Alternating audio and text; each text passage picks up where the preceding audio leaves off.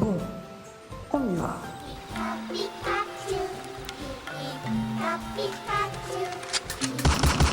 Ouais, non, on va laisser tomber.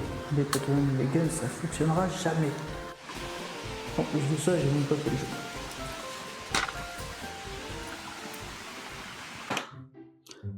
Pokémon Pokémon C'était peut-être un petit peu trop. Je suis vieux. Bon, pas tant que ça. Je suis né fin 90 et j'ai grandi dans les années 2000. Mais on a fait un bond de ça à ça.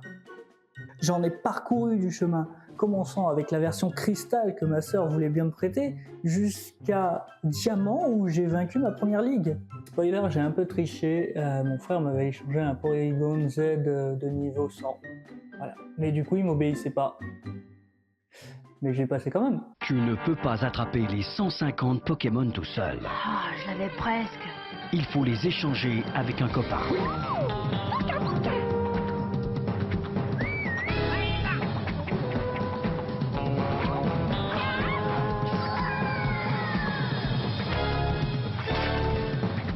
Attrape un câble, un copain avec un Game Boy et avec les 2 cartouches, tu peux tous les attraper.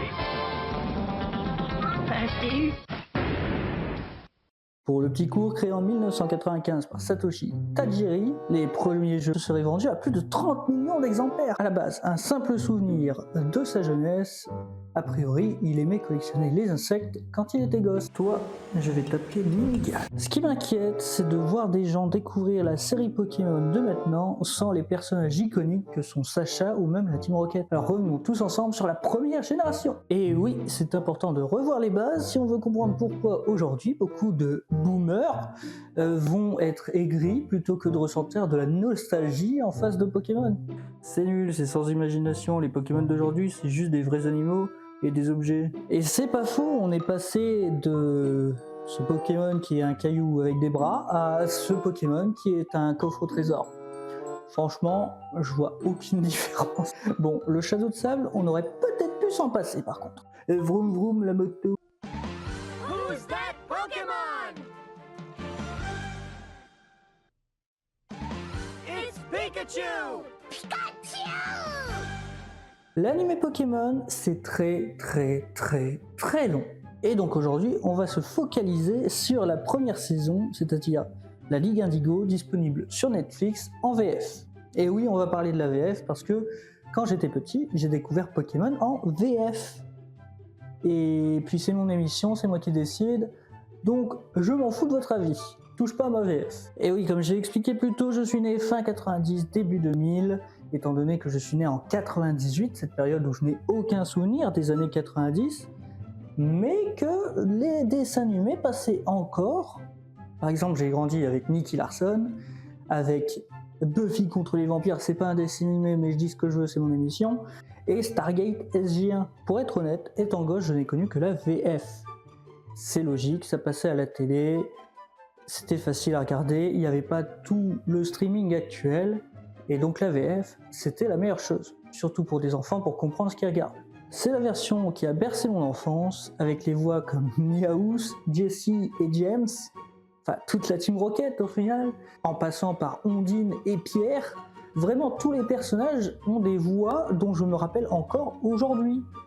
Et c'est pour ça que je me retrouve souvent à faire « Je connais cette voix !» Par contre, aucune idée de qui c'est. Ah, j'ai une très mauvaise mémoire des prénoms, alors forcément. Mais il y a un prénom que je retiens, c'est Jean-Marc Anthony. Et plus précisément, Jean-Marc Anthony Kevaya, dont j'ai l'autographe juste là. Voilà, bon, il est pas très net, il n'y avait pas de papier sur le stand, donc on a dû faire avec ce qu'on avait à l'époque. Mais très sympathique. Et encore merci. 1000 merci. Et si je vous dis merci, c'est pas pour le générique de Pokémon qui est resté culte. Non, c'est pour autre chose que vous avez fait. Quelque chose qui a vraiment bercé mon enfance bien plus que Pokémon. Et je parle du générique de Yu-Gi-Oh! GX, nouvelle génération! Mais je divague, ce sera pour un prochain épisode, vous inquiétez pas, on va parler du Yu-Gi-Oh! Et pas qu'une fois. Bon, je suis à court de transition Pokémon, donc on va parler de la série maintenant. On y suit Sacha en VF, Ash dans toutes les autres langues quasiment, qui va recevoir son tout premier Pokémon. Mais loupant son réveil, il se retrouve avec un Pikachu un petit peu énervé, qui lui obéit pas du tout. Mais bon, après il rencontre Ondine, il lui pète sa bicyclette et du coup elle le suit jusqu'à ce qu'il lui rembourse sa bicyclette pour à peu près 1 million. Ouais, c'est cher le vélo.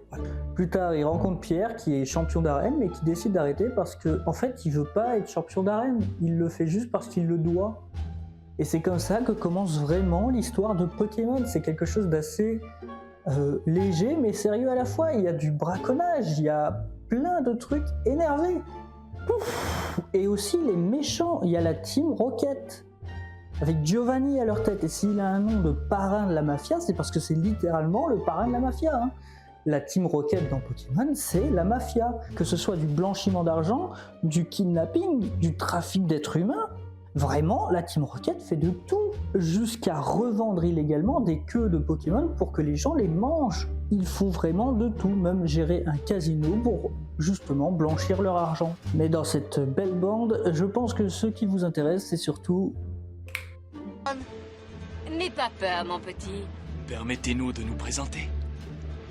Afin de préserver le monde de la dévastation. Afin de rallier tous les peuples à notre nation. Afin de détruire l'amour et la vérité.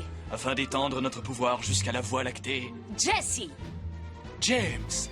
la Team Rocket, plus rapide que la lumière.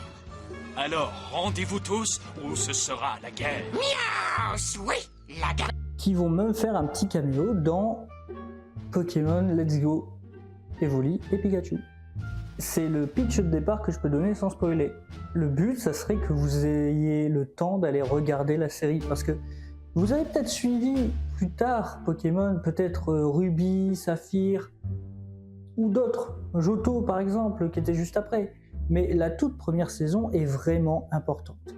Il y a tellement d'incohérences dedans qui s'en est risible. Et bien sûr, Pokémon, c'est pas qu'un animé, c'est aussi des cartes à collectionner, et j'en ai pas de la première génération, mais ce que je peux vous proposer, c'est de vous montrer cela. Alors, c'est un pack qui avait été fait par McDo il y a quelques temps, et je les ai quasiment toutes, il m'en manque que 2. Et ça me frustre pas mal de ne pas pouvoir faire comme dans la pub, c'est-à-dire attraper-les tous. Enfin, c'est aussi un jeu vidéo, mais on va skip cette partie parce que tout simplement, je ferai une vidéo dédiée aux jeux de la première génération. Plus précisément, Rouge-Feu et Vert-Feuille, les seuls que j'ai fait, j'ai pas fait Bleu et Rouge. Rouge-Feu et Vert-Feuille étant déjà des remakes.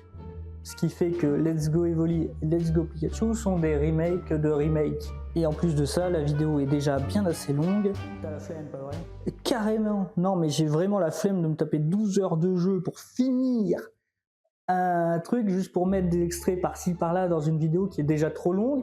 En plus que Mew n'est même pas sous le camion.